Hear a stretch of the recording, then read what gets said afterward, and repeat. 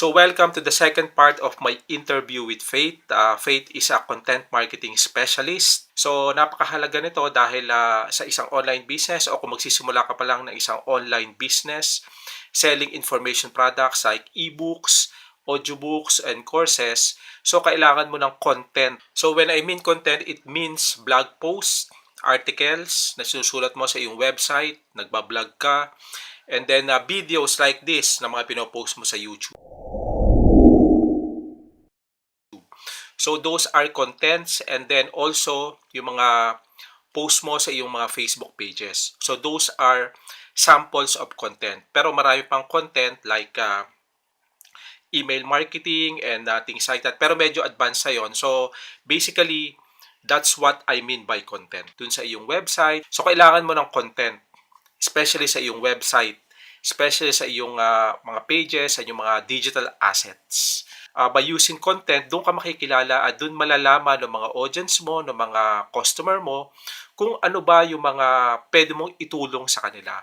So kaya napakahalaga ng content sa iyong business kasi it gives you authority and it gives you credibility. So that's the reason why they buy your products and services dahil doon sa iyong kine-create na authority and credibility sa iyong mga audiences. Watch the second part of my interview with Faith dahil alam ko marami kayong matututunan dito.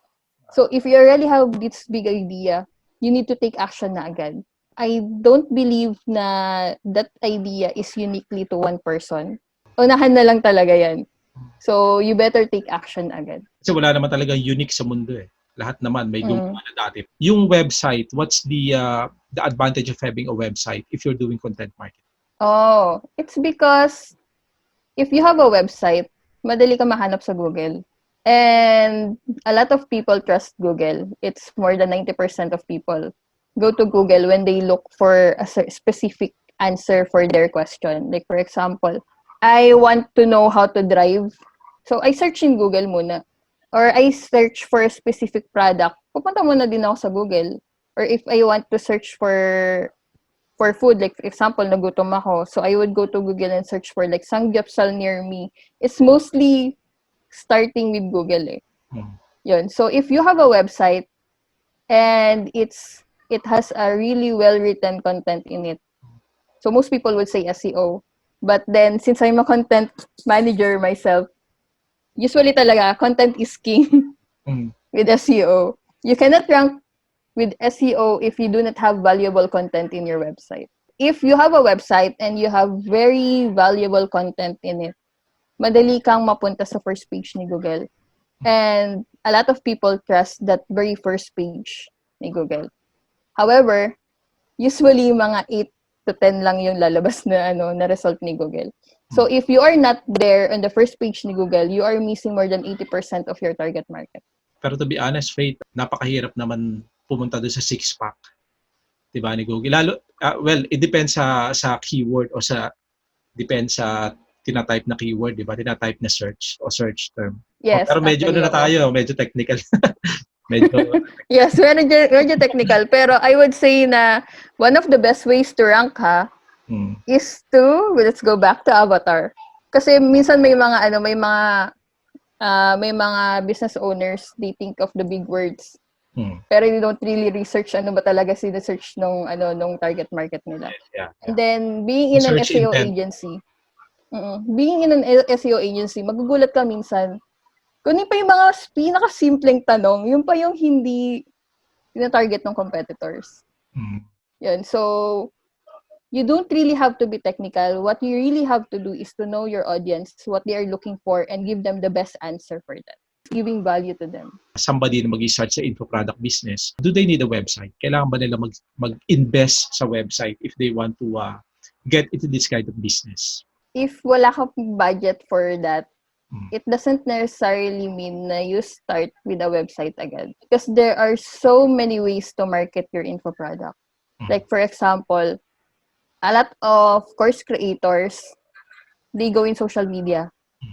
Kung nandun yung target market nila. Like Facebook, Instagram, Twitter, LinkedIn, even LinkedIn. So what they do in these social media platforms, they create value posts, yung talagang very helpful na content, and then they post it in their Facebook, LinkedIn, Twitter. So, doon nila pinapost. Kung nandun yung target market nila, it would be very helpful because people would find them there. You have to be very consistent. If you are an info product business owner pero startup ka pa lang, like you could say na, Faith, mahal yung SEO, hindi ko kaya. We already have those types of clients na very startup sila. Wala silang budget for SEO. Wala silang budget sa website. Kasi, yes, for a website. Yes. So, there are other ways to do it. Yun. So, hindi ko naman sinasabi na hindi nyo kailangan yung SEO. Pero, eventually, you could go there. Pero, you have to start from somewhere because as I said, you really have to take action na agad for that big idea of yours na makita ng target audience mo. Yun. So, yun nga. Number 1 is to post highly valuable content in all the platforms. Should be consistent. You can do it like first, let's say, every Monday, meron akong value post. Tapos, every Wednesday, I have a quotation na related dun sa dun sa info product ko. And then Thursday, I have this question na usually na tinatanong ng target market ko, and then I could help them pick into that question and then answer that question. Yun. And then on Friday, you could also post like a highly engaging content. Could be like relatable dun sa day-to-day life nila.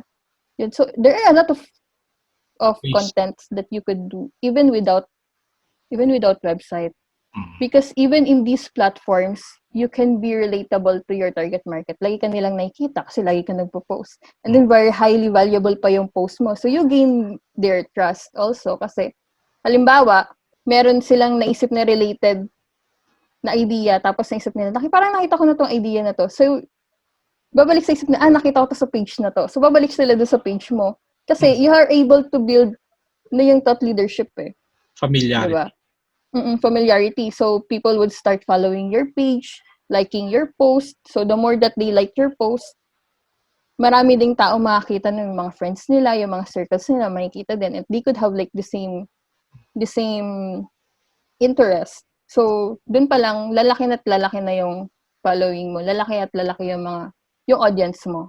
Diba? So, there are a lot of ways. You just have to think outside of the box. Actually, they said there's no really box.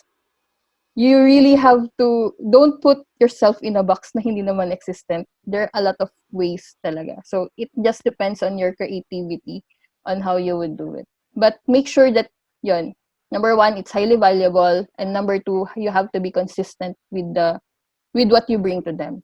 Hindi yung parang 1 month, once ka lang nag-post. The second month, wala. Tapos third month, saka magpo-post ulit.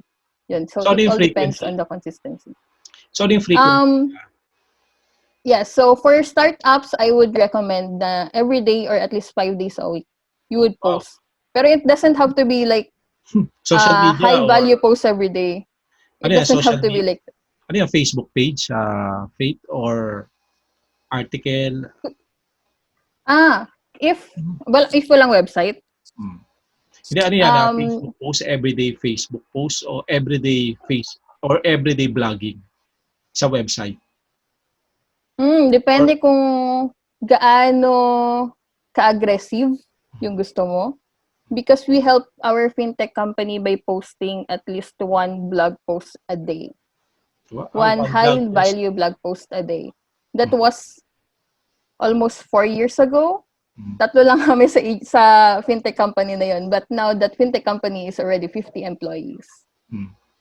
So, 2 floor na yung na-occupy ng office namin. Ganun siya ganun siya ka-aggressive. Yun. But if you are in social media, I would say na paglaruan yung types ng post, ng content. Because as I said, there are different types of content naman. It doesn't have to be written lang, diba? So, like yun nga, daily, may variation ka. Parang iba't ibang ulam, diba? So, yun, Monday, high value na blog post or, na long post. And you would ask like, Faith, once a week na high value post, saan ko kukunin yun? You go back to your research. Yeah. Di ba? You list their problems and then you answer at least one problem a week. Like every Monday, I will answer one problem. And then every Tuesday, I will share a post of an influencer na related sa product ko. And every Wednesday, I share a quote. And then every Thursday, I share an infographic. Every Friday, I ask a question na relatable sa kanila, na may engage ko sila. It's an engaging question. Yun. So those are different types of content na pwede mong gawin. It doesn't just have to be like masyadong mahabang babasahin. Hindi naman ganun. Kasi sinabi mo kanina yung fintech company mo post kayo once a day. Kasi tatanungin ko naman kasi how about for some people na nagwo-work, katulad ko empleyado pa rin ako hanggang ngayon pero I'm doing the business, gano'n. So ano ba yung acceptable, effective na pagpo-post o pagpuput ng content? Depende kung gaano ka talaga ka-aggressive. Kung gaano ka-aggressive kung gaano gusto mo kabilis mag-grow yung business mo.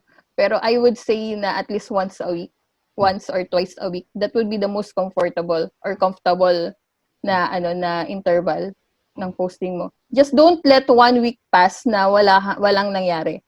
And also, once you post a blog post sa website mo, you don't just leave it there hanging. Distribute your content.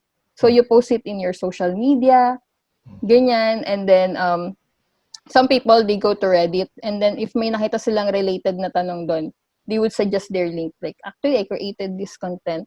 You might want to read it, and then they post their link there. That's another way of content marketing. And then, depende, maraming ways. Meron kaming ginawa na parang experimental content strategy. We featured 10 top resorts because it's like a travel niche. Yeah, it's like a travel blog. And then we featured top 10 best resorts in a location. Mhm. So dito, ang pinili ko, yung mga best resorts na may website. And then, it's highly valuable sa mga travelers because they can just visit the website and then see all of the list, di ba? Yun. And then, I did not leave it hanging there. Na ito na, top 10 na. Sige, dyan na yan. What I did is I contacted each one of those resorts. And then, we had an artist create a badge. It looks like a medal na, JPEG lang, or PNG, ganun. And then I emailed them one by one, and then I said, "Hi, we featured you in this blog post. Here's your badge. Congratulations. If you want, you can use this badge in your social media page or in your website, and then here's the link. You can put our link there in your Facebook page, in your social media, or in your website." And you know what? It's like 7 out of 10 replied. And they were very happy about it. Syempre, na-feature ka eh. Di ba? Medyo mataas na kumbaga yung ego nila is like, wow, na-feature ako. So, i-share nila yun, di ba? So, yeah. So, what would happen is, shinare nila sa mga social media nila, mga social media, shinare nila. And then, shinare din nila yung link sa mga iba't ibang websites nila. So, that's one way of content marketing. Kasi, na-market mo din yung link mo. Target market sees that link into them, and then they click that link, and then, syempre, pag kinlik na yung link na yun, pupunta sila sa content ko. Yun. So, that is one way of content marketing. You don't leave your blog there. You have to make sure people will find your blog. So, it's Kasi either reaching out, yung makikipag-network ka, or you use paid traffic, yung blog, boost post, mga ganyan. Yung gamitin mo yung ads o ganyan, di ba? So, it's either paid or free. Yung ginawa mo kanina, free. Nag-reach out ka lang and then you got free traffic, di ba? Yes. Also, pwede na gawin yun sa content nila sa Facebook. Di ba? May mga boost post doon, ganyan. So, there are a lot of ways na pwede kang maging creative para ma-distribute mo yung content mo. Kasi the more na nakikita ka ng target audience mo into different places, they would think na, lagi ko to nakikita. So, nabibuild mo yung brand familiarity mo.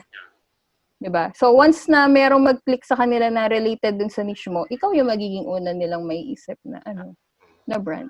Yan. So, this is why content marketing is very, very important. Meron ka ba mga resources, Faith, na pwede nilang puntahan o yung mabisita about content marketing? Actually, I just do private lessons for now. Yun, kasi sobrang busy din kami ni Ferville yun. So, they could just send us a message, ganyan. And they could just visit our websites. So, that is semblitz.com and ferville1.com. Yun yung mga websites na. May mga tutorial kami na sinulat sa website ni Ferville, ferville1.com, but that is mostly SEO. I do content marketing one-on-one sessions, pero mostly for for request lang. Kailangan i-schedule kasi yun, very kami ni Ferville, very busy kami. Very busy. So, for schedule, Fervillebond.com and semblitz.com. Yung pwede nilang puntahan. So if they want to Yes. contact you about hindi naman SEO, content marketing strategy, i-apply nila to sa kanila business. So they could just send me a message also in my LinkedIn. Yun, medyo active ako sa LinkedIn nowadays eh. Kasi yun so hindi pala if yun could be Facebook, pero minsan mahirap makita yun sa Facebook eh, 'di ba? So it's more on LinkedIn. Nakalimutan ko pala another tip is to do network. So part ng content marketing is you network with a lot of people. You build your network. Kasi it's very easy for them to ask share. To share, to ask them to share your content, ganyan. So nowadays with marketing, network is net worth. So you join your peers, yung mga groups ng halimbawa, you're a coach, you join groups ng mga coaches, and then you join din yung groups ng target audience mo. Like for example, ang target ko is mga contractors. So even though wala akong alam sa construction business, I join home contractor groups. And then I share my thoughts, my ideas, ganyan. Lalo na pag may problema sila about marketing. So I give my tips about marketing their business. And then ina-add nila ako sa social media. And that's how I am able to network into that niche.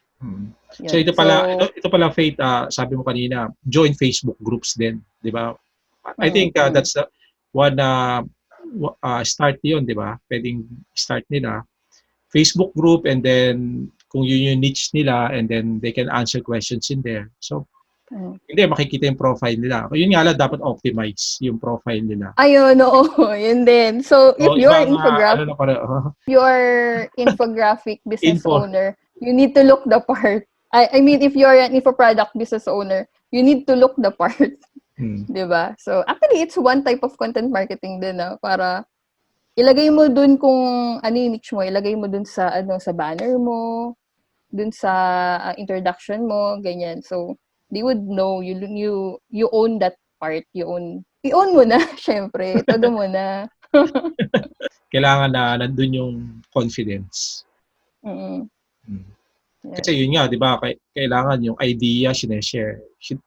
If you wanted to share something, yung idea, kailangan confident ka na i-share talaga yung idea. Sabi mo nga, i-own mo na, i-ano mo na.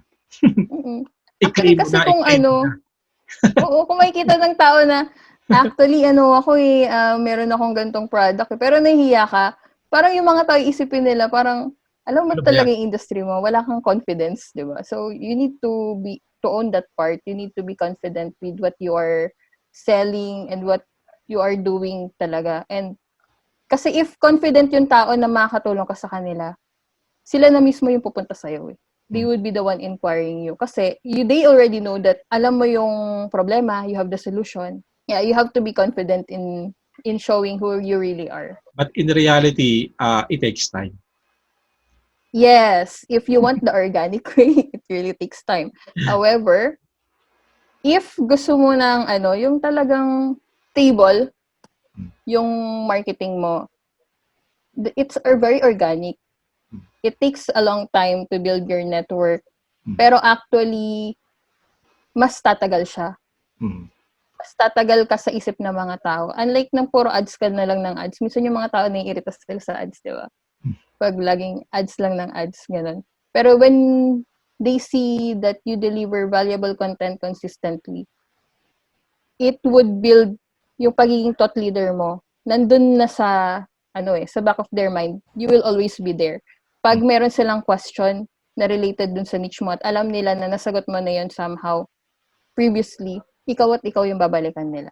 Okay. Di ba? Unlike paano pag wala ka ng budget sa ads? Yun nga, minsan na mahirap, pero in reality, kailangan talagang mag-invest ng pera. Sa negosyo naman talaga ganun. Ako, I see it that way na you need to invest something. Pera. Oo. It's either pera o oras. Time. Dalawa lang, di ba? Oo, either pera or oras. Pag wala kang time, pera talaga, di ba? Pero actually, it's a combination that really works best. Combination ng paid at saka ng hard work and time talaga. But, Pero Faith, my next question is hindi related sa content marketing. Hindi siya related dito, no? Hindi siya related. Kung mamimili ka between discipline and talent, what will you choose? I would choose discipline. Actually, this is what I usually look for pag kumukuha ng writers. Pag nagtatrain ako. It's more on discipline or attitude nila sa trabaho. Kasi yung talent, it's like a skill na pwede mong ituro sa kanila na paulit-ulitin mong gawin sa kanila, magigets nila yun. Pero if it's like a discipline or attitude, you really you cannot teach it to the person. So, yung grit nila, dapat inborn na sa kanila yun na they really wanna grow. Yun ang mahirap hanapin sa mga writers. Lalo na pag content marketing, it takes patience. So, minsan, pag kinikritiko yung content nila, pag medyo sensitive sila, ang hirap eh. Ang hirap matuto pag sensitive ka. You have to be an empty cup. That should be the best attitude. Or the best discipline is, you should love yung criticism. You should love it. And also, take action on it. Kasi doon ka naman mag-grow eh. Doon ka mag-grow, failure. Oo. Yeah, so it's very hard to teach people na, kasi I've been with writers na very talented. Pero pag sinita mo yung, kasi mission as SEO, medyo technical eh. Hindi lang content marketing, may pinapasok kami technicalities, di ba? So, if talented siya, pero hindi siya willing, yung discipline niya is, ayaw niyang matuto, hindi kami mag-work. Yeah. It wouldn't work talaga. So, discipline would be better than just pure talent. Yeah. I agree with you kasi halos lahat ng mga na-interview ko, discipline lahat yung sagot nila. Kasi magkakaroon ka naman talaga ng talent if you have the discipline. Yung talent naman nabibili. Oh, yes. Yeah. And then, can you share yung one book na nag-influence sa'yo to be, nag-influence sa'yo to be an entrepreneur? Siguro hindi ito yung first time na may maririnig mo yung book. Rich Dad, Poor Dad. Yeah. One of my favorites na. It's because he devised yung thinking na na you need to study hard and be an employee and climb that corporate ladder. Though nasa corporate pa rin ako. But the reason I'm still in the corporate is because I also love yung company and I love helping it grow. Pero kung you're just working in a corporate because if you're in a rat race, that's very tiring. Sobrang nakakapagod, 'di ba? So, actually kasi, the reason that this book is very relatable sa akin, it's because my parents push me in a course na ayoko. Kasi sa thinking nila is, pag nag-aral ka mabuti, tapos ito yung naging trabaho mo, pag pursigihan mo, magiging successful ka in this industry. Pero, it would not end na business owner ako. Because I studied nursing. So, gusto nila maging OFW ako. Pero in Rich Dad Poor Dad, it's like more on entrepreneurship na na you think outside the box, diba? You don't have to be forever in that rat race. Ang thinking kasi ng Pinoy ngayon, pag nag-aral ka ng nursing, dapat nurse ka na forever. Diba? So, my parang lifelong mission ko is to prove people na you don't have to limit yourself into that thinking na pag OFW, parang pag nag-nurse ka, mag-OFW ka lang. Hindi. Diba? So, yeah, that's why na-inspire ako to pursue entrepreneurship and to build and to co-found Semblitz to show people na you don't have to limit yourself. There is no limit. The only limit is the way you think Yourself. about yourself. Di ba? Personally, yung rich dad, poor dad kasi, nagtatrabaho dahil kailangan kumita ng pera, kailangan mo ng pambayad ng bills, pero at least there's hope. Magawa ka ng side business habang empleyado ka, di ba? So may hope may nakikita kang hope na one day pwede akong maging business owner by doing this, di ba? Yung dun sa rich dad, poor dad, sinabi rin niya yun na kahit ngayon, dito ka ngayon, pero may hope, di ba? May Yes. asa na magkaroon ako sarili kong negosyo, business, gagawin ko lang yung dapat kong gawin, di ba? Which is, sabi mo kanina, grit. Kailangan talaga grit. Kailangan may in return, may kapalit yung sacrifice. Isakripisyo mo yung oras mo. Oh, tsaka natakot din kasi ako dun sa yung part kasi dun na yung daddy niya, matanda na pero nagtuturo pa din. Ano pa din sa work niya na yun. So, I would love to enjoy yung ganong age ko na na I travel with my family. Ganon, 'di ba? Sobrang sarap isipin na you still have the energy to travel, you have the money to travel. Unlike na matanda ka na pero wala ka namang ganun kalaking ipon. Wala ka nang ganung kagandang health para mag-travel. So, it's what really inspired me to have my own agency, to co-own an agency na while I'm still in the corporate. So nilulook forward mo pa rin yung one day you'll have financial freedom, di ba?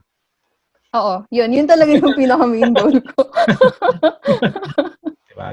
Yes, financial freedom, you own your own time, di ba?